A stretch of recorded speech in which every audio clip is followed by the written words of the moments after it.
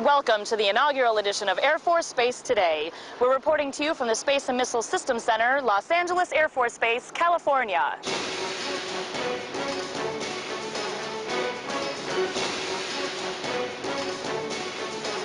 From our studios in Southern California, this is Air Force Space Today with your host, Krista Knaus. As hurricane season comes to an end, 2005 will be remembered by many as the year of the storms. Hurricanes Katrina and Rita caused epic losses of life and property, but the Air Force's total force was there to help, to include Air Force Space Command helicopters and crews. UH-1 Huey helicopters and crews flew over 100 sorties and delivered over 52,000 pounds of meals, water, and medical supplies along the Gulf Coast of Mississippi. This is the first time the command has deployed helicopters outside its normal area of operations. The choppers assigned to 20th Air Force are primarily dedicated to providing security for the Intercontinental Ballistic Missile Force. Because of their inherent capabilities, such as forward-looking infrared systems, the Hueys are also ideally suited for search and rescue missions. The unit marks the single largest deployment of Air Force helicopters anywhere, ever. The most powerful, accurate missile ever deployed is now deactivated after 25 years of military service. The Peacekeeper, capable of carrying up to 10 independently targeted nuclear warheads, is often credited with helping end the Cold War. We take you now to F.E. Warren Air Force Base, Wyoming, for the final phase of the deactivation process. Well, today's been an important day for all of us in Air Force Space Command, and certainly the folks here in the 20th Air Force and the Mighty 90. And in just 3 years, this team has deactivated the Peacekeeper weapon system, and they truly are. It kept its name, and they did keep the peace. And the people that did this mission are absolutely wonderful. The deactivation process started in October 2002. It was part of President Bush's goal to reduce the U.S. nuclear arsenal from 6,000 warheads to around 2,000. Faithful to its name, the Peacekeeper is credited with generating stability out of global nuclear uncertainty. It certainly said in the most powerful terms to our potential foes that we mean business. You better not mess around with the United States. So where do the maintainers, missileers, and Mighty 90 go from here? Well, some will be working on the Minuteman III, while others will find a new niche in the Air Force. Those involved with the Peacekeeper can move on knowing they played a pivotal role in our nation's defense. We don't know what the world would be like without Peacekeeper. We knew what it was like with it, and I think the Peacekeeper weapon system and the people that were involved in it really made a difference, and they did in fact complete their mission.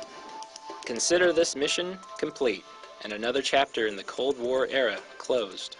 The deactivation is estimated to save the Air Force more than $600 million through 2010. The last Titan IV rocket booster lifted off from Vandenberg Air Force Base, California, carrying a classified payload for the National Reconnaissance Office. Once again, our Vandenberg team brings us coverage of this Air Force Space Command milestone. Ignition and liftoff. The final Titan IV roars from Space Launch Complex 4 East at Vandenberg Air Force Base. Titan IV B-26. Closing its critically important chapter of space power history. After 5 decades of service, the Air Force and Lockheed Martin Corporation retires the largest unmanned space booster used by the Air Force.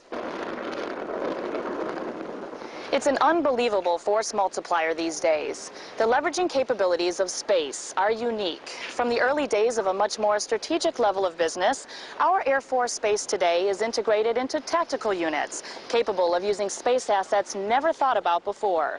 Commander of the 14th Air Force at Vandenberg Air Force Base, Major General Willie Shelton, believes this is the most significant accomplishment, in particular what space has done for the tactical warfighter by means of the global positioning system and military satellite communications. If you think about the impact of GPS, being able to do precision navigation in all weather, day or night, doesn't matter. If you look at being able to deliver precision weapons, again, all weather, day and night. If you look at the timing applications of GPS, you just have to marvel at all the things we've been able to do with that satellite constellation. And then MilSatCom. You look at the ability to communicate over great distances, move vast amounts of data. That means that you can stay in touch with people in reach-back areas. That means that you can move a lot of data forward, so you don't have to have as many people forward. It's just a wonderful capability, and we need to continue to promote MILSATCOM in particular. General Shelton says our Air Force base today is unchallenged. He confirms no one can match our current capabilities. However, we're starting to see that tide turn. Operation Iraqi Freedom exemplifies how potential adversaries have attempted to exploit our space warfighting capabilities for potential vulnerabilities, making it necessary to think a lot more about protecting our assets. If you look, for example, at how we do predator operations and time-sensitive target prosecution, you can see space at every step along the way. You see military satellite communications come into place, commercial satellite communications come into play, GPS come into play. All of that ties together to produce a whole that is much greater than the sum of the parts. So as we look at integrating some of these capabilities, as we look at better ways to take advantage of what we've got, I think we're going to expand on our capability, and I think it's just going to grow and grow and grow. As we continue our inaugural edition of Air Force Space Today, the Commander of Space Command, General Lance Lord, has a few thoughts to share as he welcomes you to our show. Well, I think it's important for folks, and welcome to everyone who gets a chance to see Air Force Space today, because I'm convinced that we're living in a world where space has become more and more important, and it's incumbent upon all of us, certainly as military members and those who live and work and support this business, to understand that a day without space is not a good day in this business. So we need to understand that. And last but not least, if you're not in space, you're not in the race. Remember that. I'm General Lance W. Lord, Commander of Air Force Space Command, and you're watching the Pentagon Channel. Newly promoted Lieutenant General Frank Klotz has assumed duties as Vice Commander of Air Force Space Command. Lieutenant General Dan Leaf moved on to assume the Deputy Commander role at U.S. Pacific Command, headquartered at Camp Smith, Hawaii. The incoming Vice Commander, General Klotz, begins his new job after helming 20th Air Force, located at F.E. Warren. We'll bring you an interview with General Klotz in our next edition of Air Force Space Today. For the first time ever, space assets are being leveraged with coalition partners. The Space-Based Infrared Systems Program Office and the Australian Department of Defence sponsored the Coalition Warrior Interoperability Demonstration. Australia was given access to our space-based infrared data to provide key missile warning and intelligence information to coalition warfighters in real time. Satellite data was sent from Azusa, California to Adelaide, Australia. Based on the success of the annual event, future scenarios may be expanding to include other allies. As Air Force Space Command celebrates its 23rd birthday, we begin a new era pinning on the first space badges. Today, space warriors share one common symbol, regardless of their particular mission. Commander of Air Force Space Command, General Lance Lord, points out the new badge is not just another symbol. It represents the inevitable transformation of Air Force Space Command into a full-spectrum space combat command. Regarded as a symbol himself, General Bernard A. Schriever was presented the very first space badge. General Schriever earned legendary status due to his enormous contributions throughout his distinguished military career and nearly 40 years out of uniform. Air Force Space Today pays tribute to the father of space and missiles. Bernard Schriever was born in Bremen, Germany on September 14, 1910. He immigrated with his family to the United States in 1917 and became a citizen in 1923. After graduating from Texas A&M University in 1931, he began a career in the U.S. Army. Schriever's interests turned to flying, and he received flight training at Randolph Field in Texas. He was commissioned a second lieutenant in the Air Corps Reserve and assigned to bombers. In 1937, after returning to civilian life, Schriever became a pilot for Northwest Airlines. The next year, he returned as a lieutenant to the Air Corps, where he served as a flight instructor and test pilot. In 1941, he moved to California, where he earned a master's degree in mechanical engineering from Stanford University. During World War II, Schriever advanced rapidly through the ranks, including serving as a captain for just 3 months before being promoted once again. In the Pacific Theater, he flew B-17s and other aircraft, completing 38 combat missions. By the end of the war, he held the rank of full colonel. I don't think we can discount those early years, those formative years, where he played such a key role as a combat pilot, as a test pilot, and truly understood air operations, air power. He is one who, again, represents what we want in airmen today, someone who clearly understands not just air operations, not just space operations, but clearly understands air and space.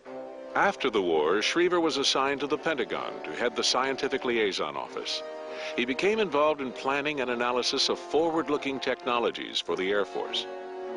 By 1954, rocket and missile development was becoming increasingly critical to national security, and Schriever found himself on the cutting edge.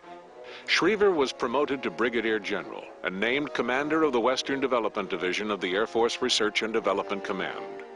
His mission? Win the race against the Soviet Union for the intercontinental ballistic missile. The ICBM development program was daunting. Its scope and secrecy unheard of since the Manhattan Project. Schriever built the teams of Air Force and civilian contractors that would build the Thor, Atlas, and ultimately Titan and Titan II missiles. The successful launch of Sputnik by the Soviet Union triggered a new race for a U.S. military space program. On the space side, Schriever oversaw development of satellite reconnaissance technologies, including the Discoverer Corona project. In addition, he began a partnership with NASA to share his team's experience with launch, orbit, and recovery systems to the manned spaceflight program. He provided modified Atlas and Titan boosters for manned missions and directly supported the launch services at Cape Canaveral. Certainly the space business has been absolutely essential to our operations in places all around the world, most notably recently Afghanistan and Iraq. We really couldn't have conducted those operations the way we did if we hadn't had the space business up on the step like it is today. You know, we've got General Schriever to thank for that. If he hadn't started it right back in the early days, we would never be at the level we are today. In 1966, after 33 years of service, Schriever retired from the Air Force as a 4-star general.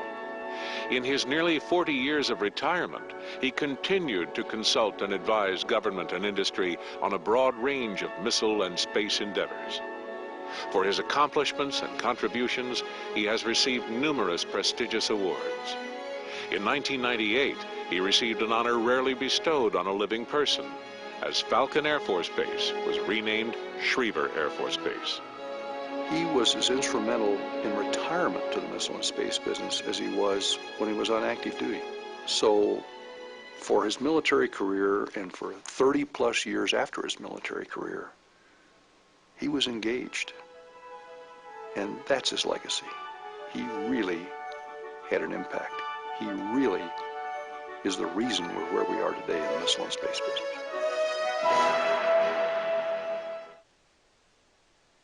And you're watching the Pentagon Channel. We're here on the parade grounds at historic Fort MacArthur, San Pedro, California. This is where the Space and Missile Systems Center holds its change of command ceremonies for Los Angeles Air Force Base. Lieutenant General Michael Hamill assumed command as commander of SMC from Lieutenant General Brian Arnold, who retired from the Air Force after 34 years of service. The commander of Air Force Space Command, General Lance Lord, officiated the ceremony.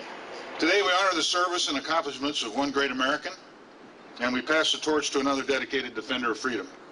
To the men and women of SMC, we pledge our full energy to make this an organization a great place to live, a great place to work, and a great place to raise your families. We're going to take on the new challenges with people that we respect, and we are committed to making a difference. In addition to becoming the new commander of SMC, General Hamill will carry on the duties and functions of the Air Force Program Executive Officer for Space as well. Hi. The simple ability to walk up to somebody and say hello may seem like no big deal. However, learning another language to communicate properly means the world. An interactive game testing program is now in use at the University of Southern California to help troops deployed to foreign lands. Wa alaikum assalam. This video game scenario is just one of the latest foreign language tools being used by today's military. The language being taught here is Iraqi Arabic. Ismi Ali. This scenario may take place in Iraq, but for First Lieutenant DeWitt Latimer, it takes place weekly as part of the Tactical Iraqi Language Testing Program. Tactical Iraqi uses a game system which is very accessible to today's young military members. They've used video games. That is the engaging aspect. In this game, I just happen to be using Iraqi. The Tactical Iraqi Language System is an environment where I can mix the best of worlds with online self-paced training and a real situational use what I learn without needing to already be out in the field. Although the Tactical Iraqi system is still in its experimental stage, it is being used by the Army and Marine Corps. The Air Force could also benefit by taking personnel scheduled for deployment, especially with our AEF rotations. We know in advance who's likely to move, so the important part for them would be to know that that's where they're heading, use the system, get up to speed in their pre-deployment training. For SMC, this is important because there's a lot of foreign governments we work with, and this one system can be ported over to other languages. In fact, is being ported over to other necessary languages. This would give the basis for training acquisition officers at SMC in languages for coalition nations that we're already cooperating with. Sukran. Ma'a salame. Being deployed to a war zone is dangerous business, especially when you're the only airman fighting alongside soldiers and Marines. Richard Lewis brings us the story of one such NCO from Los Angeles Air Force Base.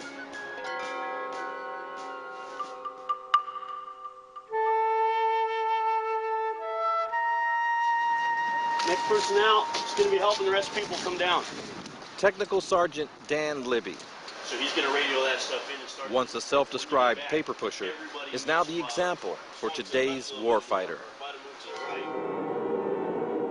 An information manager at Los Angeles Air Force Base, his life changed dramatically after being deployed to the Joint Operations environment in Iraq. Since he has a top-secret clearance, the U.S. Army decided to assign Sergeant Libby to the intelligence branch. The only airman on his team, Libby quickly won the respect of the soldiers and Marines he worked with. I wasn't afraid to pick up a rifle, go out on runs with those guys, stand watch with them on nights so we had to pull guard duty and those types of things. And it gave them a kind of a deeper appreciation for the Air Force folks while I was there. Sergeant Libby soon found himself away from the comforts of his LA office and immersed in the very volatile streets of downtown Baghdad. While on a security escort detail, Libby's convoy of 4 unarmored SUVs got caught in an insurgent roadblock and ambush. Sergeant Libby's team was forced to take up defensive positions around their vehicles as an Iraqi taxi driven by insurgents sped toward them. The driver was gripping the wheel, driving straight for me, so I trained my weapon on that driver, unloaded on him, and the vehicle then was stopped. A gunman got out of the back of the vehicle, was hit, returned to the vehicle, was hit again, and then left and ran down an alley. Other gunmen presented themselves as well, but Sergeant Libby's team took them out. Realizing they were losing the engagement, the insurgents fled the scene, clearing the way for the U.S. convoy to escape. The whole engagement only lasted about a minute and resulted in over 500 rounds downrange, with 3 Iraqis dead, but no American casualties. Sergeant Libby was recently awarded the Bronze Star for his swift actions, which saved himself and his team members.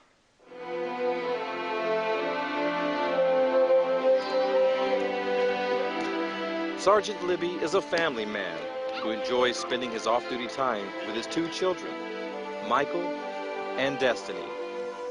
The kids definitely missed their dad while he was deployed. I felt very nervous, lonely, and sad because I didn't know exactly what would happen. How did you feel whenever your dad got back from Iraq?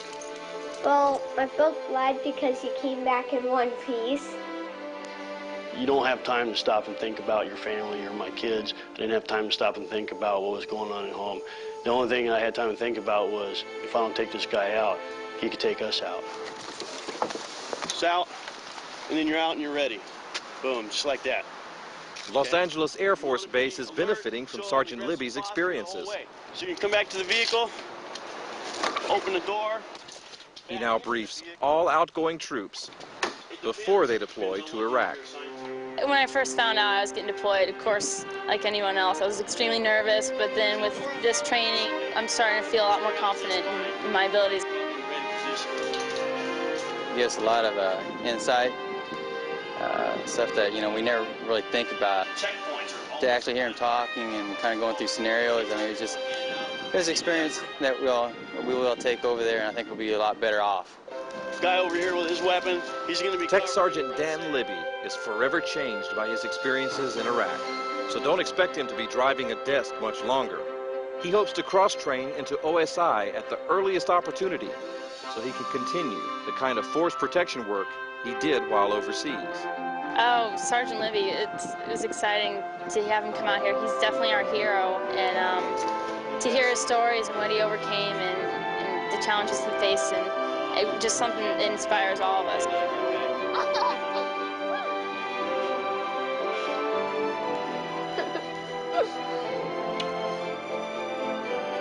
Technical Sergeant Dan Libby exemplifies today's model warfighter, demonstrating that airmen, as well as soldiers and Marines, will rise to the challenge when faced with the grim realities of urban warfare.